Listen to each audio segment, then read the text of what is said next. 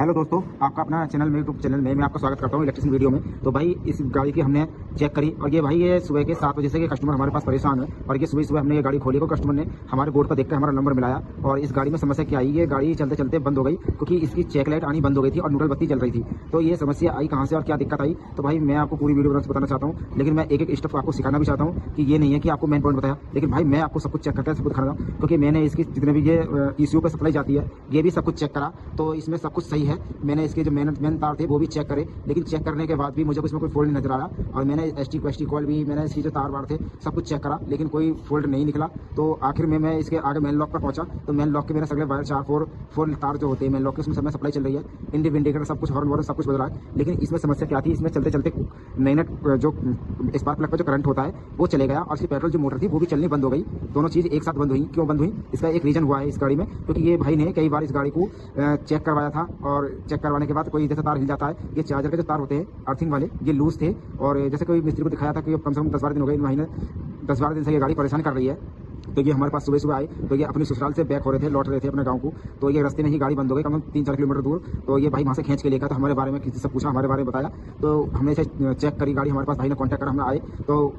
सुबह सुबह का टाइम है, सबसे पहले गाड़ी हमने यही खोली। तो इसे खोलने के बाद हमने चेक करा था इसके जो चार्जर था उसका चार्जर का सॉकेट लूज था, क्योंकि हमने इसमें सब कुछ चेक कर लिया। सब कुछ चेक करने के बाद इसके जो किसी ने यहाँ से वायरिंग भी फाड़ी, तो मोटर भी चेक करी तो नहीं हुआ। तो ये 7 बजे से कस्टमर हमारा परेशान था भाई, तो हमारे पास ये गाड़ी आई तो हमने इससे अच्छी तरीके से वायरिंग चेक करी और चेक करने के बाद इसका जो फोल्डर निकला था वो इसका फोल्डर निकला, इसका चार्जर पर जो अर्थ होता है उसका अर्थ का प्रॉब्लम निकला, क्योंकि इसका जो बोल्ट था वो स्लिप है जिस वजह से अर्थिंग में लूजिंग है। और जैसे कोई भाई मिस्त्री चेक करता था तो जैसे हल्का छू जाता अर्थिंग मिल जाती थी तो ये गाड़ी स्टार्ट हो जाती थी और एक चलते चलते कहीं भी बंद हो जाती थी। तो ये भाई कस्टमर कई बार से परेशान था, तो इसमें हम नया बोल्ट डाल देंगे और जो गाड़ी में दिक्कत थी वो समस्या है वो जड़ से खत्म हो जाएगी, क्योंकि इसमें कोई और समस्या नहीं है। क्योंकि जो बार बार की जगह गाड़ी में दिक्कत आ रही थी यही प्रॉब्लम थी कि इसके चार्जर पर अर्थिंग होती है, क्योंकि ईसीयू को चार्जिंग,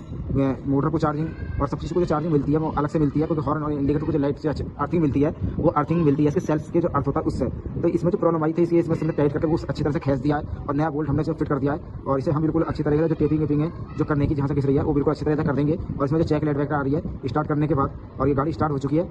बिल्कुल स्टार्ट है गाड़ी और कोई दिक्कत नहीं गाड़ी में, क्योंकि हेडलाइट भी जल रही है। जो समस्या थी हमने इसकी जड़ से खत्म कर दी। और भाई क्योंकि एक्चुअली क्या होता है कि अगर कोई लूजिंग है, आपको हिलाने से कहीं से अगर करंट आ गया तो ये नहीं है कि आपके वायर हिलाने से करंट आ गया तो भाई कस्टमर को दे दो, नहीं भाई उसकी जो जड़ से कहीं से कोई लूजिंग है, क्या है दिक्कत है, उसको पक्का करके कन्फर्म करके दो ना, उसे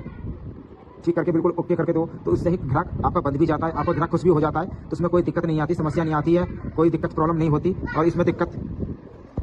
तो मिस्त्री भाइयों से मेरा बस यही कहना है कि अगर जो भी कोई दिक्कत हो तो आप उसको अच्छी तरह से सॉल्व करें। तो भाई इसमें स्टार्ट करने के बाद चेक लाइट नहीं जा रही, उस चेक लाइट को भी हम हटा के देंगे। और जो भी दिक्कत आ रही है, हमने पेट्रोल वेट्रोल सॉकेट सबको देखा, तो इसमें पेट्रोल मोटर का जो कोड आ रहा था वो इसे हम क्लियर कर देंगे और इस गाड़ी को अपडेट भी कर देंगे। इसमें जो दिक्कत है वो समस्या है इसे हम सॉल्व कर देंगे, क्योंकि हम जो काम देते हैं चाहे हमें 15 मिनट या आधा घंटा फालतू लग जाए, लेकिन हम गाड़ी की बिल्कुल जड़ से खत्म करके समस्या देते हैं। ये नहीं छोड़ते कि इसमें कोई कोड रह गया या कोई समस्या है कि कोई वायरिंग में कोई फॉल्ट है तो भाई हमारे पास में ऐसा कुछ नहीं है। बिल्कुल अच्छी तरीके से हम आपको इसकी जो चेक लाइट है, बैक लाइट जो भी है इसका हटा के देंगे। तो देखो गाड़ी स्टार्ट है और हेडलाइट की जो मीटर में लाइट जलती है वो भी जल रही है और इसी चेक लाइट स्टार्ट करते चली गई, क्योंकि जो समस्या थी वो हमने इसकी जड़ से समस्या हल करी है। ऐसे नहीं है कि हम ग्राहक को कस्टमर को भगा दें। तो भाई अगर आप हमारी वीडियो को देख रहे हो तो कृपया करके आप पूरी वायरिंग करना सीखें। हमारे बिल्कुल अच्छी तरीके से आपको वायरिंग करना सिखाते हैं। जो भी गाड़ी हमारे जिस टॉपिक पे आती है उस टॉपिक पर हम वीडियो बनाते हैं, लेकिन हम सबसे ज़्यादा अब जो जमाना आ रहा है, जो टाइम है वो BS6 गाड़ी और BS7 का गाड़ी का टाइम है।